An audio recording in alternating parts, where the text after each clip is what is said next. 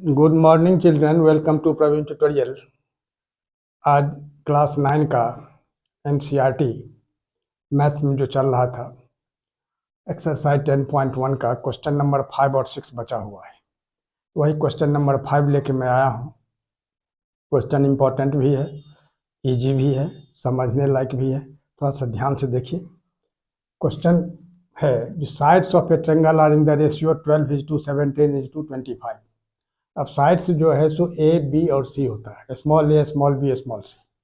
यहाँ सॉल्यूशन में क्या करना होगा, जो लेट द साइड्स बी, अब रेशियो में दिया हुआ है तो इसलिए 12x cm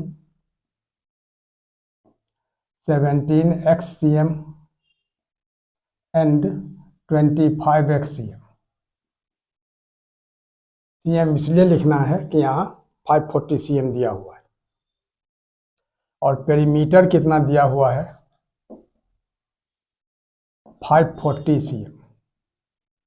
गौर कीजिए, तो पेरीमीटर का मतलब होता है बाउंड्री, माने तीनों साइड का सम।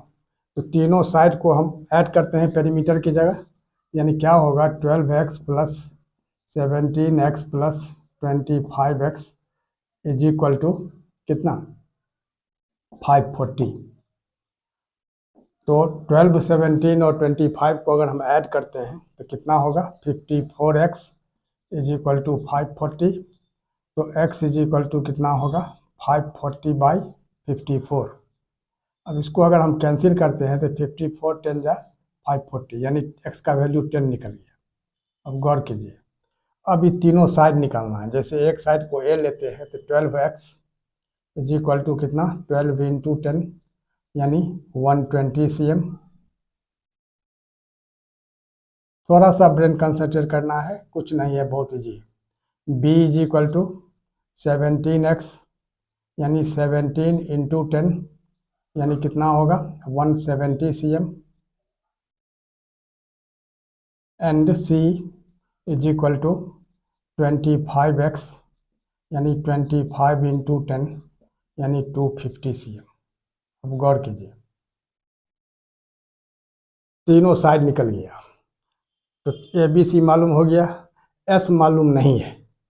तो पेरीमीटर जो है वो 2s होता है, मतलब फुल पेरीमीटर। एस का मतलब होता है सेमी पेरीमीटर, यानी हाफ ऑफ ए पेरीमीटर। तो अगर हाफ पेरीमीटर निकालना है तो पेरीमीटर में 2 से डिवाइड कर देंगे तो एस निकल जाएगा। तो एस इज इक्वल टू क्या हो जाएगा यहाँ पेरीमीटर बाई 2, पेरीमीटर बाई 2। तो पेरीमीटर कितना है 540 बाई 2 यानी कितना होगा 270 cm। ठीक है, अब एस भी निकल गया, ए बी सी भी निकल गया। अब आइए एरिया ऑफ ट्रायंगल निकालते हैं। तब area of triangle is equal to क्या होगा under root s, s minus a, s minus b और एस माइनस सी। ठीक है, अब एस के जगह कितना होगा 270, यहाँ हो जाएगा 270 माइनस ए कितना है 120 और फिर 270 माइनस बी कितना है 170 और फिर 270 माइनस यहाँ कितना है 250, सी जो है 250 है। ठीक है, अब गौर कीजिए, अब यहाँ क्या है 270 और 270 में 120 अगर माइनस करते हैं तो कितना होता है 150 और फिर यहाँ 270 में 170 माइनस करते हैं तो कितना होता है 100। ठीक है, और यह 100 हो जाएगा।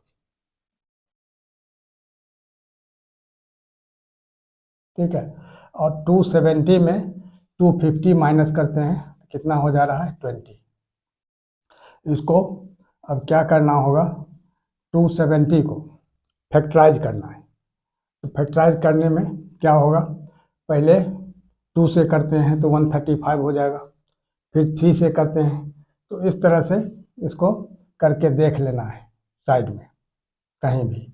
270 को अगर हम करते हैं तो 135 हो जाएगा, फिर 3 से करते हैं तो 45 हो जाएगा, फिर 3 से करते हैं तो 15 हो जाएगा, फिर 3 से करते हैं तो 5 हो जाएगा, यानी कितना होगा 2 इंटू 3 इंटू 3 इंटू 3 इंटू 5, यानी कितना 2 3 जा 6 3 जा 18 3 जा 54 और 54 5 जा कितना होगा 270। उसी तरह से 150 को करना है तो 2 इंटू 3 इंटू 5 इंटू 5 हो जाएगा।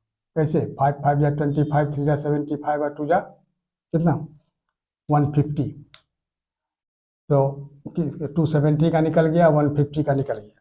अब किसका निकालना है 100 का। देखिए 100 का क्या हो जाएगा, तो ध्यान से देखना है। तो 100 का क्या होगा, तो 2 इंटू 2 इंटू 5 इंटू 5, यही हो जाएगा 100 का। क्या होगा 2 इंटू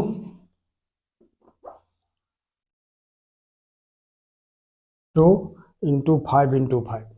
अब गौर कीजिए 2 इंटू 2 इंटू 5 इंटू 5, ये हो गया 100 का। अब इसके बाद आ रहा है नंबर 20 का, तो 2 इंटू 2 इंटू 5, यही रूट के अंदर ही रहेगा। अब गौर कीजिए, अब 2 कैठो है, 1 2 3 4 5 6, तो 3 ठो 2 बाहर आ जाएगा। अब 3 कैठो है 1 2 3 4, तो 2 ठो 3 बाहर आ जाएगा।